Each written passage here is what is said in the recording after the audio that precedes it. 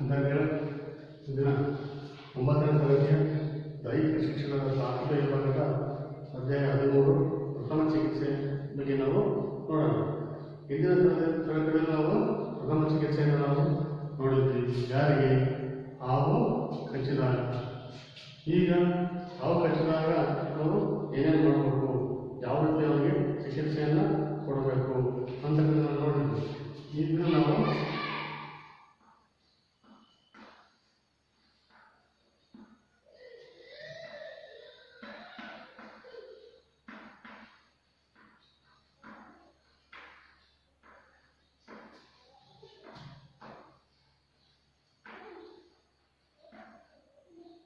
ನೀರಲ್ಲಿ ಮುಳುಗಿದಂಥ ವ್ಯಕ್ತಿಯನ್ನು ನಾವು ಯಾವ ರೀತಿ ಅವನಿಗೆ ಚಿಕಿತ್ಸೆಯನ್ನು ಕೊಡಬೇಕಾಗ್ತದೆ.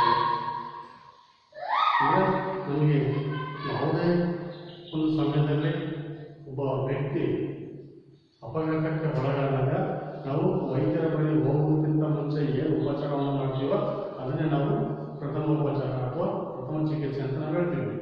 ಅದು ಹಿಂದಿನ ತರಗತಿಯಲ್ಲಿ ನಾವು ನೋಡಿದ್ವಿ, ಕೇಳಿದ್ವಿ. ಈ ಹಾವು ಕಡಿದಾಗ ನಾವು ಏನೇನು ಪ್ರಥಮ ಚಿಕಿತ್ಸೆ ಪ್ರಥಮ ಉಪಚಾರವನ್ನು ಏನು ಮಾಡಬೇಕು ಅಂತಕ್ಕಂಥದ್ದು ನಿಮಗಾಗಲೇ ತಿಳಿದಿದೆ. ಅದೇ ರೀತಿ ಈಗ ನೀರಿನಲ್ಲಿ ಅಂದರೆ ಅವನಿಗೆ ಕೆಲವು ವ್ಯಕ್ತಿಗಳಿಗೆ ಈಜ ಬರಲ್ಲ, ಅವನು ಈಜಾಡ್ಬೇಕಂತ ಹೋಗಿರಲ್ಲ, ಬಟ್ ಎದಕ್ಕೂ ಅಲ್ಲಿ ನೀರಿನ ಹತ್ರ ಹೋಗಿರ್ತಾನೆ, ಕಾಲು ಜನ ಆಯ್ತು, ಅವನ ಒಳಗೆ ನೀರಲ್ಲೇ ಬಿದ್ದ ಅಥವಾ ಈಜಾಡಕ್ಕೆ ಹೋದ, ಅಲ್ಲೊಂದು ಸುಳಿಯಲ್ಲಿ ಏನಾದರೂ ಸಿಗಾಕೊಂಡಾಗ, ಅಲ್ಲಿ ಒಂದು ನೀರಲ್ಲಿ ಸುಳಿಯಲ್ಲಿ ಸಿಗಾಕೊಂಡಾಗ ಅಂತ ಒಂದು ಸಮಯ, ಇಲ್ಲಾಂದ್ರೆ ಸಣ್ಣ ಸಣ್ಣ ಇದು ಕೆರೆಗಳಲ್ಲಿ ಬೋಟ್ ಇರ್ತಾವೆ ಮತ್ತು ನಾವು ಏನಂತೀವಿ ನಾವು ಕರ್ಕೊಂಡು ಅಥವಾ ಏನೋ ಬುಟ್ಟಿ ಹಾಕೊಂಡ್ಬಿಟ್ಟು ಅದನ್ನು ಮೇಲಿಡ್ಲಿಕ್ಕೆಲ್ಲ ಹೋಗ್ತಾರೆ. ಅಂಥ ಬಟ್ಟೆಗಳಲ್ಲಿ ಏನೋ ಅವೆಲ್ಲ ಹೋಗ್ತಾ ಇರ್ತೀವಿ, ಅದೇನೋ ಬಗಿಸ್ಕೊಳ್ತು ನೀರಲ್ಲೇ ಬಿದ್ದ. ಹೀಗೆ ಅಂಥ ಒಂದು ಸಮಯದಲ್ಲಿ ಅಪಘಾತಗಳು ಆದಂಥ ಸಂದರ್ಭಗಳಲ್ಲಿ ನಾವು ಅವನಿಗೆ ಯಾವ ರೀತಿ ನಾವು ಪ್ರಥಮ ಉಪಚಾರ ಪ್ರಥಮ ಚಿಕಿತ್ಸೆಯನ್ನು ನಾವು ನೀರಲ್ಲಿ ಮುಳುಗಿದಲ್ಲಿ ನಾವು ಕೊಡಬಹುದು ಅಂತಕ್ಕಂಥದ್ದು ನಾವು ನೋಡೋಣ.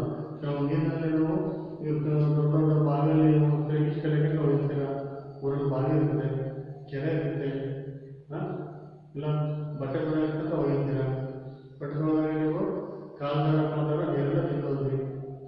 ಅಂಥ ನೀರಲ್ಲಿ ಬಿದ್ದೋದಂಥ ವ್ಯಕ್ತಿಗೆ ನಾವು ಅವನ್ನ ಹೊರಗೆ ನಾವು ಏನೇನು ಮಾಡಬೇಕು, ಬಗ್ಗೆ ಏನು ಉಪಚಾರವನ್ನು ಮಾಡಬೇಕು ಅನ್ನೋದನ್ನು ನಾವು ನೋಡೋಣ. ಏನು ಮಾಡ್ತೀರ ನೀವು ನೀರಲ್ಲಿ ಏನು ಮಾಡ್ತೀರ? ನೀರಲ್ಲಿ ವ್ಯಕ್ತಿ ನಿಮ್ಮ ಜೊತೆ ನೀವು ಫ್ರೆಂಡಾಗಿ ಇರ್ತಾರೆ, ಅವಾಗ ನೀವು ಏನು ಮಾಡ್ತೀರ? ಹಾಗೆ ಮಾಡ್ಕೊಳ್ತೀರಾ? ಇಲ್ಲ, ಅವನಿಗೆ ಏನಾದ್ರು ಬೇರೆ ವ್ಯಕ್ತಿಗೆ ಏನಾದ್ರು ಒಂದು ಪ್ರಯತ್ನ ಮಾಡಬೇಕಾಗ್ತದೆ. ಅಲ್ಲೇನೋ ಒಂದು ಹಾಕ್ತೇನೋ ಅಥವಾ ಏನು ಬಟ್ಟೆನೋ ಅಥವಾ ಬೇರೆ ಏನಾದ್ರು ಬೆಳ್ಳಿ ಗಿಲ್ಲಿ ಅಂಥವು ಏನಾದರೂ ಒಂದು ಅವನ್ನ ಹೊರಗೆ ತಗೊಂಡ್ಬರ್ಲಿಕ್ಕೆ ಕರ್ಕೊಂಡ್ಬರ್ಲಿಕ್ಕೆ ಅದನ್ನು ಅವನಿಗೆ ಕೊಟ್ಬಿಟ್ಟು ನಂತರ ತಗೊಂಡ್ಬರ್ತೀವಿ. ಆದರೆ ಅಷ್ಟೊತ್ತಿಗೆ ಅವನು ಸುಸ್ತಾಗ್ತಾನೆ, ನೀರು ಕೊಟ್ಟಿರ್ತಾನೆ, ಎಲ್ಲ ಮಾಡಿರ್ತಾನೆ. ಆದರೂ ಅವನಿಗೆ ಉಪಚಾರ ಮಾಡೋ ಸುಸ್ತಾಗಿರ್ತಾನೆ, ಅವನಿಗೆ ಭಯದಿಂದ ಎದುರಿರ್ತಾನೆ. ಆ ಭಯದ ಎದುರ್ಕೊಂಡಿದ್ದು ನಾವು ನೀರಾಗಿದ್ದೀವಿ ಅಂತ ಎದ್ಕೊಂಡು ನಾವು ನಮ್ಮನ್ನೇ ಆಟ ಆಡೋದು ಅಂಥ ಒಂದು ಘಟನೆಗಳು ಸಹ ಆಗಿರ್ತಾವೆ. ಅಂಥ ಒಂದು ಸಮಯದಲ್ಲಿ ನಾವು ತಕ್ಷಣ ನನಗೆ ಒಂದು ಈಜ ಬಂದವರು ಬಿದ್ದಾಗ ಅಲ್ಲಿ ಗೊತ್ತಿರೋಂಥವ್ರು ಈಜು ಗೊತ್ತಿರೋಂಥವ್ರು ಏನು ಮಾಡ್ತಾರೆ ಕೂಡ ಅಲ್ಲಿ ಅವನ ನೀರಿನ ಹೊರಗೆ ಅವ್ರನ್ನ ಕರ್ಕೊಂಡು ಹೋಗ್ಬೇಕು, ತರಬೇಕು. ತಂದುಬಿಟ್ಟು ನೀರಲ್ಲಿ ಬಿದ್ದವರ ಒಂದು ಬಟ್ಟೆಯನ್ನು ಸಹ ಹೊರಡಿಸ್ಬೇಕು, ಬಿಚ್ಚಬೇಕು. ಫುಲ್ ಬಿಗಿಯಾಗಿರ್ತದೆ ಜ್ಞಾನಗಳೆಲ್ಲ.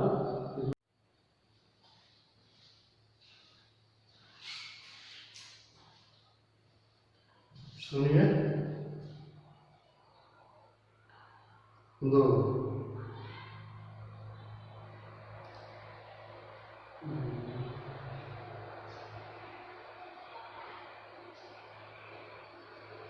ನೀರಿನಲ್ಲಿ ಬಿದ್ದಂಥ ವ್ಯಕ್ತಿಯನ್ನು ನಾವು ಹೊರಗೆ ತರಬೇಕಾಗ್ತದೆ. ತಂದ ನಂತರ ಅವನಿಗೆ ಕೈಗೆ ಸಿಲ್ಲಪ್ಪ ಅಂದ್ರೆ ಅವನಿಗೆ ಕೂದಲು ಕೈಯನ್ನು ಅವನು ಬಟ್ಟೆಯನ್ನು ಹೇಳ್ಕೊಂಡು ಅವನ ಗಾಳಿ ಹೊಡೆದವನ್ನ ಏನು ಬಂದವರನ್ನೇ ಅವ್ನು ಏನು ಮಾಡ್ತಾನೆ, ನಾವು ಎಳ್ಕೊಂಬರಕ್ಕೆ ಬಂದವರೇ ಅವನು ಇಟ್ಕೊಂಡ್ಬಿಡ್ತಾನೆ. ಅವನ್ನ ಒಬ್ಬರು ಕೈಕಾಲಿನ ಚಾಲನೆ ಆದಂತೆ ಅವನು ಮಾಡ್ತಾನೆ. ಅವನು ನಮಗೂ ಸಹ ಅದಕ್ಕೆ ಏನು ಮಾಡ್ತಾನೆ, ಜಾಗೃತಿಯಿಂದ ಅವನ್ನ ಹುಷಾರಾಗಿ ಅವನ್ನ ಮೇಲೆ ಎತ್ತಿ ಈಜುವವರು ಸಮೀಪದಲ್ಲಿರ್ತಕ್ಕಂಥ ವಸ್ತುಗಳನ್ನು ಬಳಸಬೇಕು. ಬಳಸಿಬಿಟ್ಟು ಅವನ ಬಟ್ಟೆನ ಬಳಸಿ ಅವನಿಗೆ ಒಂದು ಆಧಾರ ಮಾಡಿಬಿಟ್ಟು ಅವನಿಗೆ ಅವನ್ನ ಹೊರಗೆ ಎಳೆಯಬೇಕಾಗ್ತದೆ. ಈಜುವವರು ಅಲ್ಲಿ ಬೀಳಂಗಿಲ್ಲ, ಈಜುವವರು ಸಹ ಅಲ್ಲಿ ಇರುವಾಗಿಲ್ಲ. ಅದಕ್ಕೆ ನಾವೇ ಮಾಡಬೇಕು, ಅಲ್ಲಿ ಮೇಲೆ ಬರ್ತಾ ಇದ್ದರು ಹುಷಾರಾಗಿ ಅಲ್ಲಿ ಇರ್ತಕ್ಕಂಥ ಒಂದು ಬಟ್ಟೆಗಳನ್ನು ಅಲ್ಲಿ ಮೇಲೆ ಹೊರಗೆ ಮೇಲೆ ಯಾವುದೋ ಒಂದು ಬಟ್ಟೆ ಇಲ್ಲದ ಬಟ್ಟೆನ ಬಳಸ್ಕೊಂಡ್ಬಿಟ್ಟು ನಾವು ಅವನ್ನ ಹೊರಗೆ ತರಬೇಕಾಗ್ತದೆ. ನಮ್ಮದೆಲ್ಲ ಕೋಲ್ ಕೊಡೋದು, ದೇವರಿಗೆ ಕೋಲನ್ನು ಕೊಟ್ಬಿಟ್ಟು ಅವನ್ನ ಹೊರಗೆ ಎಳ್ಕೊಳ್ಳೋದು, ಹಗ್ಗ ಅವರು ಕೊಟ್ಬಿಟ್ಟು ಅವನ್ನ ಹೊರಗೆ ತರಬೇಕಾಗ್ತದೆ. ಅದೇ ರೀತಿ ಬಟ್ಟೆ ಯಾವುದೋ ಒಂದು ಬಟ್ಟೆ ಇದ್ದರೆ ಬಟ್ಟೆನ ಬಳಸ್ಬಿಟ್ಟು ಸಹ ಅವನನ್ನು ಹೊರಗೆ ತರಬೇಕಾಗ್ತದೆ. ಅವನ್ನ ಬಟ್ಟೆನ ಕೊಟ್ಟು ಎಲ್ಲ ಕೊಟ್ಟು ನಾವು ನೋಡ್ತೀವಿ, ಆದರೆ ಅವನಿಗೆ ಏನು ಮಾಡಬೇಕು, ಹೊರತ ಮೇಲೆ ಅವನಿಗೆ ಚಿಕಿತ್ಸೆ ಪ್ರಥಮ ಉಪಚಾರ ನಾವು ಮಾಡಲೇಬೇಕು. ಅದಕ್ಕೆ ಏನು ಮಾಡಬೇಕು, ಅವನ್ನ ಫಸ್ಟು ಅವನ್ನ ಬೋರ್ಡಾಗಿ ಅವನ್ನ ಮನಸ್ಬೇಕು, ಅವನ್ನ ಮಕಡೆ ಮನಸ್ಬೇಕು. ಮಕಡೆ ಮನಸ್ಬಿಟ್ಟು ಏನು ಮಾಡಬೇಕು, ಅವನು ಪುಷ್ಪಗಳಲ್ಲಿ ಸೇರಿದಂಥ ನೀರನ್ನು ಮೆಲ್ಲಗೆ ಹೊಟ್ಟೆ ಮೇಲೆ ಭಾರ ಹಾಕಿಬಿಟ್ಟು ಹೊರ ಬರುವಂಗೆ ಮಾಡಬೇಕು. ಒಂದು ನೀರು ಕುಡಿತಾನೆ, ನೀರಿರುತ್ತೆ, ನೀರು ತುಂಬಿಕೊಂಡಿರ್ತದೆ. ಆ ನೀರನ್ನು ಹೊರ ಬರೋದಕ್ಕೆ ಒಂದು ವ್ಯವಸ್ಥೆಯನ್ನು ಮಾಡಬೇಕಾಗ್ತದೆ. ಅದಕ್ಕೆ ಮಾಡಬೇಕು, ವ್ಯಕ್ತಿಯನ್ನು ಫಸ್ಟ್ ಬೋರ ಮಾಡಿಸೋದು, ಅವನ ಪುಷ್ಪಗಳಲ್ಲಿ ಇದ್ದಂಥ ಒಂದು ನೀರನ್ನು ಹೊಟ್ಟೆ ಮೇಲೆ ಭಾರ ಬರುವಂಗೆ ಮಾಡಿಬಿಟ್ಟು ಅವನ್ನ ನೀರನ್ನು ಹೊರಗೆ ಸಿಗಬೇಕಾಗ್ತದೆ. ಒಂದು ಕೃತಜ್ಞವಾದಂಥ ಒಂದು ಶ್ವಾಸಕೋಶವನ್ನು ಒಂದು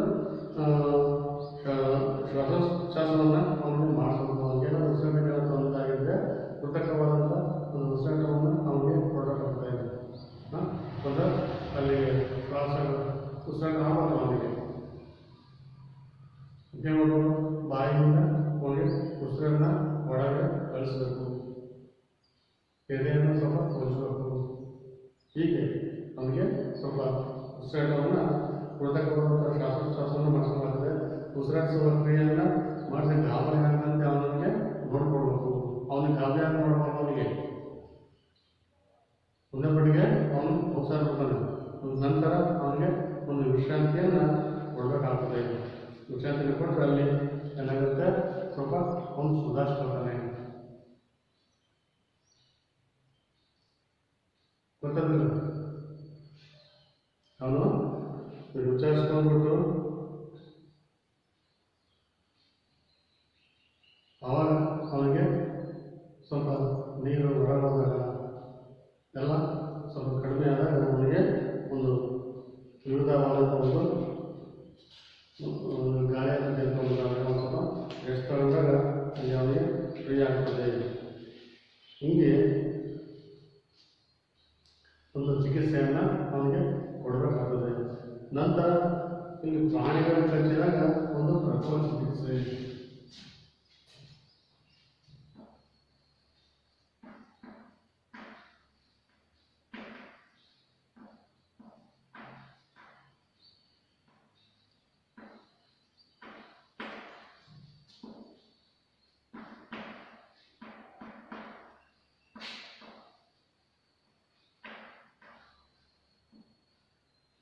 ಪ್ರಾಣಿಗಳು ಕಡಿದಾಗ ನಾವು ಏನೇನ ಯಾವ ರೀತಿ ಅವರಿಗೆ ಚಿಕಿತ್ಸೆಯನ್ನು ಮಾಡೋಕ್ಕಾಗ್ತದೆ. ಕಾಡಲ್ಲಿ ಹೊರದಲ್ಲಿ ಹೊಲ ಕಾಯ್ಕೊಂಡಿರ್ತಾರ, ಇಲ್ಲ ಬರೋದು ಗುಡದಲ್ಲಿ ಬೆಳಗಾಗುತ್ತೆ, ಮೇಕೆ ಕುರಿಗಳನ್ನು ಕಾಯ್ಕೊಂಡಿರ್ತಾರೆ. ಅಂಥ ಸಮಯದಲ್ಲಿ ಬೇರೆ ಪ್ರಾಣಿಗಳು ಅವ್ರ ಮೇಲೆ ಒಂದು ಆಕ್ರಮಣವನ್ನು ಮಾಡ್ತವೆ. ಅಂಥ ಒಂದು ಸಮಯದಲ್ಲಿ ಅವರಿಗೆ ಯಾವ ಥರದ ಉಪಚಾರವನ್ನು ಮಾಡಬೇಕಾಗ್ತದೆ. ಮಾನವ ಮೂಲತಃ ಇನ್ನೂ ಸಹ ಒಂದು ಪ್ರಾಣಿ, ಆದರೂ ಸಹ ಉಳಿದ ಪ್ರಾಣಿಗಳಿಂದ ಬೇರೆಯಾಗಿ ಉನ್ನತವಾದಂಥ ಜೀವನವನ್ನು ನಡೆಸ್ತಕ್ಕಂಥ ಈತನಿಗೆ ಕ್ರೂರ ಪ್ರಾಣಿಗಳ ಪ್ರಶ್ನೆ ಏನಾಗುತ್ತೆ,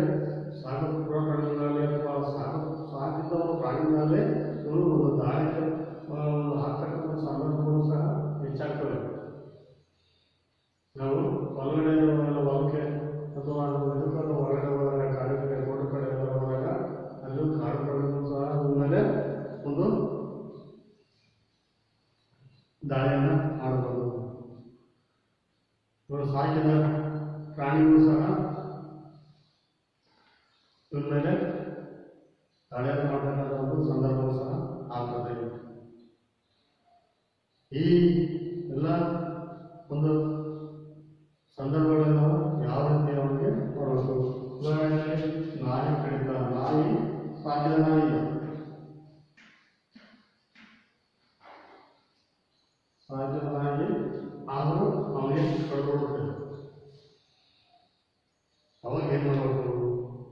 ಮೊದಲು ಯಾವ ನಾಯಿ ಅಂದರೆ ಕೊಚ್ಚು ನಾಯಿಯೋ ಅಥವಾ ಮನೆ ನಾಯಿಯೋ,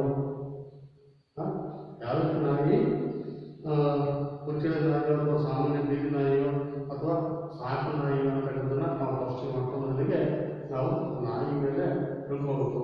ನಾಯಿಯನ್ನು ಎಂಥದ್ದು ನಾಯಿ?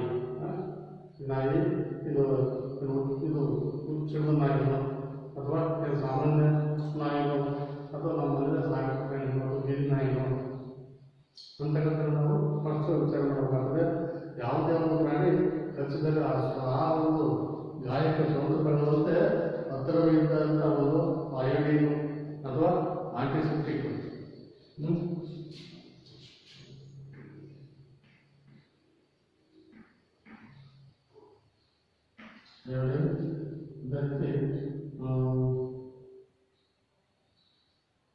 ಆಂಟಿಸೆಪ್ಟಿಕ್ ಅಂತ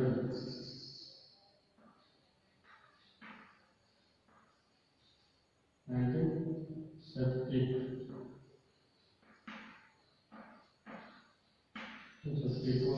ಅದೇ ರೀತಿ ಹೈಡ್ರೋಜನ್ ಪೆರಾಕ್ಸೈಡ್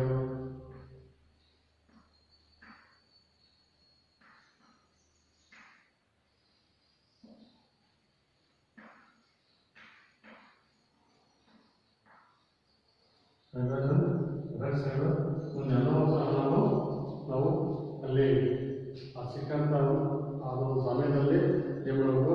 ಅದರಿಂದ ಈ ಒಂದು ದ್ರಾವಣದಿಂದ ಆ ಭಾಗವನ್ನು ಕಚ್ಚಿದ ಭಾಗವನ್ನು ನಾವು ಶುಚಿಗೊಳಿಸಬೇಕು.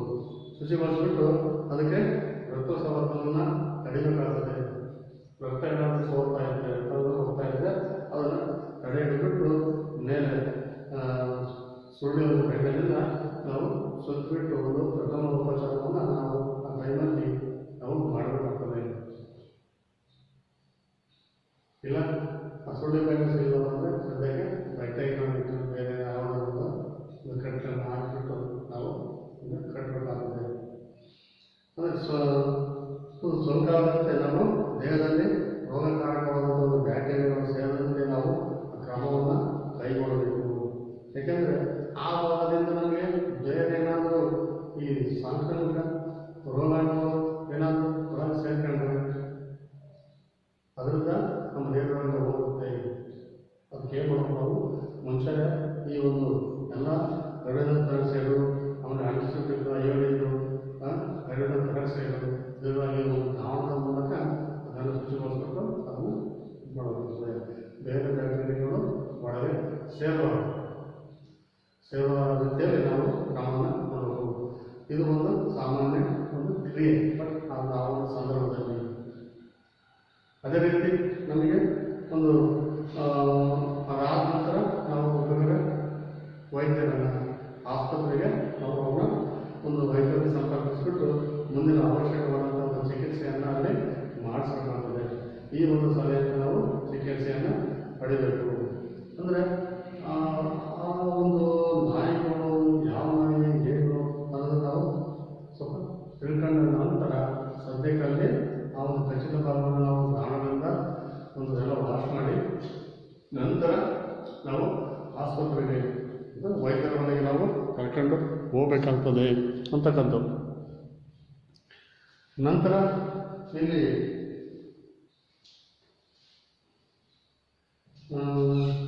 ವಿವಿಧ ಸಂದರ್ಭಗಳಲ್ಲಿ ಬಳಸ್ತಕ್ಕಂಥ ಪಟ್ಟಿಗಳು ಅಂದರೆ ಬ್ಯಾಂಡೇಜ್ಗಳು.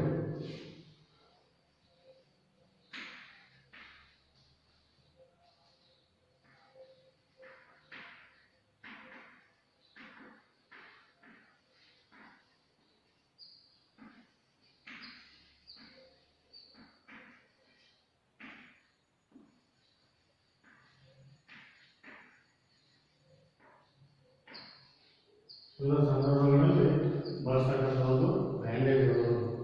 ಇದು ಯಾವುದೇ ರೀತಿಯ ಒಂದು ಸಣ್ಣ ಪುಟ್ಟ ಗಾಯಗಳಾಗಿರ್ಬೋದು, ಅದೇ ರೀತಿ ಒಂದು ಕೈಯೋ ಕಾಲೋ ಯೋಗ ಮುರಿದಂಗೆ ಆಗ್ಬೋದು, ಒಳಗೆ ಸ್ನಾಯುಗಳೇನಾದರೂ ಒಂದು ನೋವುಗಳಾದಾಗ ಒಂದು ಈ ಒಂದು ಪ್ರಥಮ ಉಪಚಾರವನ್ನು ನಾವು ಮಾಡಬೇಕಾಗ್ತದೆ. ಅಂದರೆ ಬ್ಯಾಂಡೇಜ್ ಬಿಟ್ಟಿರ್ಬೇಕಾದ್ರೆ ಅವನ್ನ ಹಾಕಿಬಿಟ್ಟು ಸದ್ಯಕ್ಕೆ ನಂತರ ವೈದ್ಯರು ಬಳಿ ಅವುಗಳಿಗೆ ಅದರಲ್ಲಿ ಪಟ್ಟಿ ಕಟ್ಟುವುದು ಒಂದು ಸಾಮಾನ್ಯ ಪ್ರಥಮ ಉಪಚಾರ ಅಂತೇಳಿ. ಅಂದರೆ ಈ ಒಂದು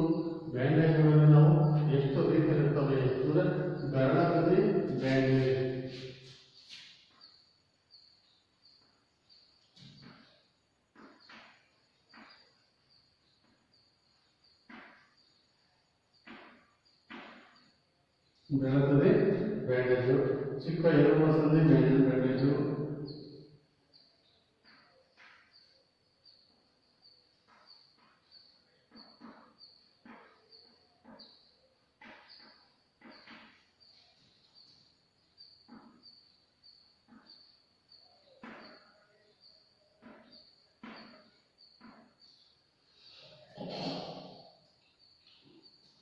ಚಿಟ್ಟಪಟ್ಟಿ,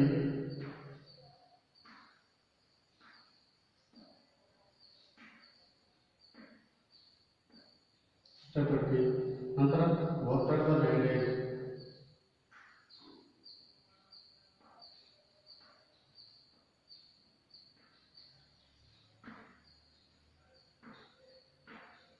ಒತ್ತಡದ ಬ್ಯಾಂಡೇಜ್, ಒಂದು ರೋಗಾಣುರಹಿತ ಸುಳ್ಳು ಬ್ಯಾಂಡೇಜ್,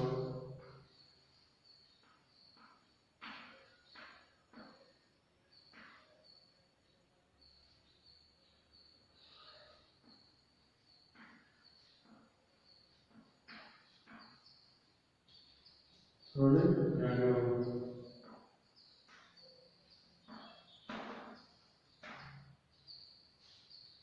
ಇಲ್ಲಿ ಏನಾದರೂ ಮನೆಯಲ್ಲಿ ಶಾಸ್ತ್ರದಲ್ಲಿರುವ ಕೆಲಸ ಮಾಡ್ತಿರ್ತೀವಿ, ತರಕಾರಿ ಹೆಚ್ಚೋದು ಇನ್ನೊಂದು ಗೊತ್ತಾಗಿಲ್ಲ ಕೂತ್ಕೊಂಡು ಅಡುಗೆ ಮನೆಯನ್ನು ಏನಾದ್ರು ಮಾಡ್ತೀವಿ, ಎಷ್ಟು ಬೆರಳನ್ನು ಕೊಯ್ದುಬಿಡ್ತೀವಿ. ಸ್ವಲ್ಪ ಕತ್ತಿ ಬೆಳ್ಕೊಳ್ಳೋ ಚಾಕ್ ಬರುತ್ತೆ, ಅದಕ್ಕೇನು ಮಾಡೋದು, ಆ ಬೆರಳಕ್ಕೆ ಒಂದು ಬ್ಯಾಂಡೇಜನ್ನು ಸುತ್ತು ಗಾಯ ಆಗಿರ್ತಕ್ಕಂಥ ಒಂದು ಜಾಗಕ್ಕೆ ಆ ಬೆರಳ ಒಂದು ಗಾಯಕ್ಕೆ ಒಂದು ಬೆರಳದಲ್ಲಿ ಬ್ಯಾಂಡೇಜನ್ನು ಹಾಕಬಹುದು. ನಂತರ ಚಿಕ್ಕ ಎಲುಬುಗಳ ಸಂಧಿ ಬ್ಯಾಂಡೇಜ್ ಇರ್ತವೆ, ಇವು ಕಾಲು ಕೈ ಬೆರಳಿಗೆ ಬೆರಳದ ಗಾಯಗಳಿಗೆ ಈ ರೀತಿ ಕಟ್ಟನ್ನು ಕೊಡ್ತವೆ. ಕಾಲಿಗೆ ಕೈ ಮುರಿಕೆ, ನಂತರ ಬೆರಳಲ್ಲಿ ಗಾಯಗಳು ಹೆಚ್ಚಿನ ಗಾಯಗಳಾದಾಗ ಮಾತ್ರ ಈ ಒಂದು ಚಿಕ್ಕ ಎಲುಬುಗಳ ಸಂಧಿ ಬ್ಯಾಂಡೇಜನ್ನು ಅಲ್ಲಿ ಬಳಕೆಯನ್ನು ಮಾಡ್ತಾರೆ, ಅಲ್ಲಿ ಹಾಕ್ತಾರೆ. ಮತ್ತು ಚಿಟ್ಟಪಟ್ಟಿ ಸ್ವಂತ ತಡೆಗಟ್ಟಲು ಮತ್ತು ಗಾಯ ವಾಸಿ ಆಗುವಂತೆ ಮಾಡಲು ಅದನ್ನು ಬಳಸ್ತಾರೆ. ಅದನ್ನು ಒಂದು ಚಿಟ್ಟಪಟ್ಟಿಯನ್ನು ಹೀಗೆ ಯಾವಾಗ ಎಷ್ಟಾಗಿದೆ ಅಂತಕ್ಕಂಥದ್ದನ್ನು ನೋಡಿಬಿಟ್ಟು ಅದನ್ನು ಅವರು ಮಾಡೋದು. ನಂತರ ಇಲ್ಲಿ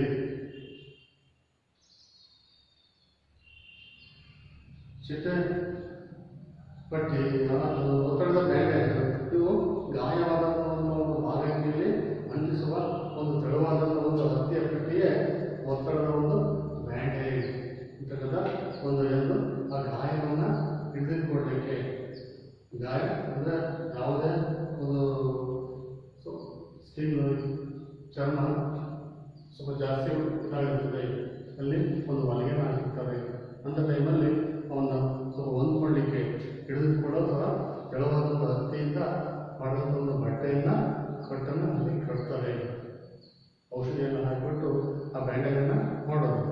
ನಂತರ ರೋಗಾಣುರಹಿತ ಸುರುಳಿ ಬ್ಯಾಂಡ್ ಅಂತ, ಇವು ಒಂದು ಗಾಯದ ಮೇಲೆ ಅವಲಂಬಿಸಿರ್ತದೆ, ದೊಡ್ಡ ಗಾಯನೋ ಸಣ್ಣ ಗಾಯನೋ ಅಂತ. ಹೆಚ್ಚಿನ ಒಂದು ಗಾಯ ಆಗಿದ್ರೆ ಅದಕ್ಕೆ ದೊಡ್ಡದ ಆದಂಥ ಒಂದು ಸುರುಳಿ ಬ್ಯಾಂಡನ್ನು ಹಾಕ್ತಾರೆ.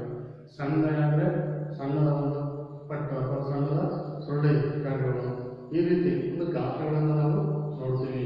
ಇಲ್ಲಿ 2x2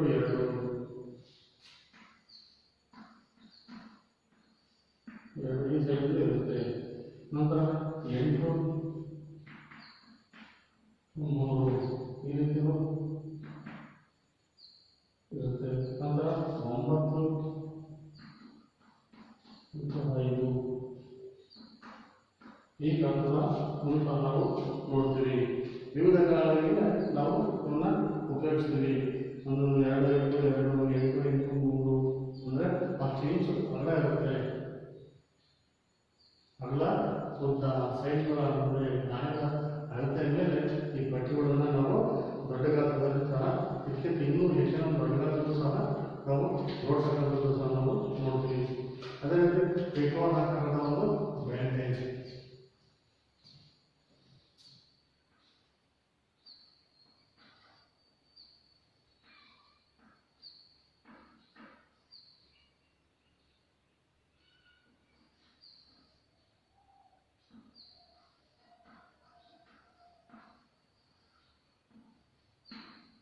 ತ್ರಿಕೋನಾಕಾರದ ಬ್ಯಾಂಡೇಜ್. ಇಲ್ಲಿ ಪ್ಯಾಕೆಟ್ಗಳಲ್ಲಿ ಬ್ಯಾಂಡೇಜ್ ಕಟ್ಟಿದಾಗ ಅದು ಚೌಕಟ್ಟಾಗಿರುತ್ತದೆ. ಅದು ಇದು ಕೈಗೆ ಮುಟ್ಟದಂತೆ ಸಡಿಲಾದಂಥ ಒಂದು ತ್ರಿಕೋನಾಕಾರದ ಒಂದು ಮುಚ್ಚಿಕೊಳ್ಳದ ಒಂದು ದೊಡ್ಡ ಭಾಗವನ್ನು ಅದು ಹೊಂದಿರುತ್ತದೆ. ಇದನ್ನು ನಾವು ಮಣಿಕಟ್ಟಿಗೆ ಗಾಯಗೊಂಡಾಗ ಬಟ್ಟೆಯನ್ನು ಕಟ್ಟಲಿಕ್ಕೆ ಅದನ್ನು ಉಪಯೋಗಿಸ್ತೇವೆ. ಹೆಚ್ಚು ಜಾಸ್ತಿ ನಾವು ಇದನ್ನು ಮೊಣಕೈ ಮುರಿದಾಗ ಅಂಥ ಒಂದು ಜಾಗದಲ್ಲಿ ಇಲ್ಲ, ಕಾಲು ಮೊಣಕಾಲು ಮುರಿದಾಗ ಇಂತಹ ಒಂದು ಭಾಗದಲ್ಲಿ ಆ ಒಂದು ಭಾಗಕ್ಕೆ ತ್ರಿಕೋನಾಕಾರದ ಒಂದು ಬ್ಯಾಂಡೇಜನ್ನು ಅಲ್ಲಿ ಬಳಕೆ ಮಾಡ್ತಾರೆ. ಅಂತ ಗಾಯಗಳಲ್ಲಿ ಕೀಲುಗಳನ್ನು ಭದ್ರಗೊಳಿಸುವ ಒಂದು ಪಟ್ಟಿಗಳು ಅಂದರೆ ಇಲ್ಲಿ ಸ್ಥಿತಿಸ್ಥಾಪಕ ಗುಣವನ್ನು ಇದು ಹೊಂದಿರುತ್ತೆ.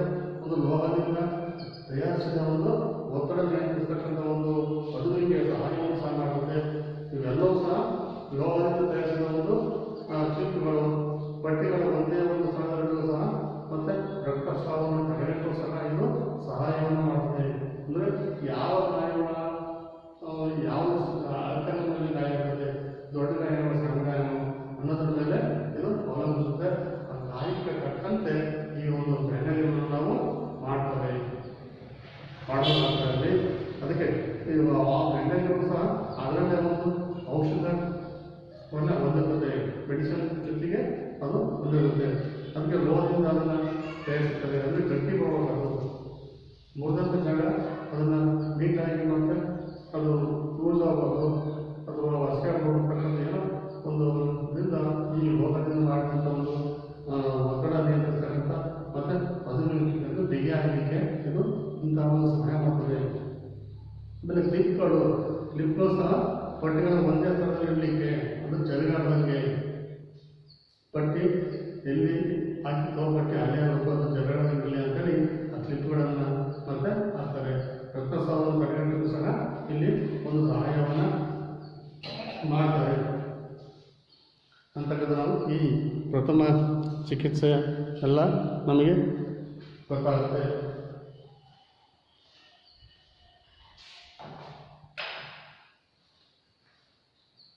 ಈ ಒಂದು ಪ್ರಥಮ ಚಿಕಿತ್ಸೆ ಅಂತಕ್ಕಂಥದ್ದು ಒಂದು ನೀರಲ್ಲಿ ಹೊಡೆದವರಿಗೆ ಯಾವ ರೀತಿ ಮಾಡ್ಬೋದು, ಕಾಡು ಕಚ್ಚಿದಾಗ, ನಾಯಿ ಕಚ್ಚಿದಾಗ ಬಂದಾಗ ಅದನ್ನು ಎಲ್ಲವೂ ಸಹ ಒಂದು ಉಪಚಾರಗಳನ್ನು ನಾವು ಸದ್ಯದ ವೈದ್ಯಕೀಯನ ನಾವು ನೋಡೋದಕ್ಕಿಂತ ಮುಂಚೆಯೇ ನಾವು ಅದನ್ನು ನಾವು ಒಂದು ಉಪಚಾರವನ್ನು ಮಾಡೋಕ್ಕಾಗಲ್ಲ. ಅದಕ್ಕೆ ನಾವಿಲ್ಲಿ ಪ್ರಥಮ ಉಪಚಾರ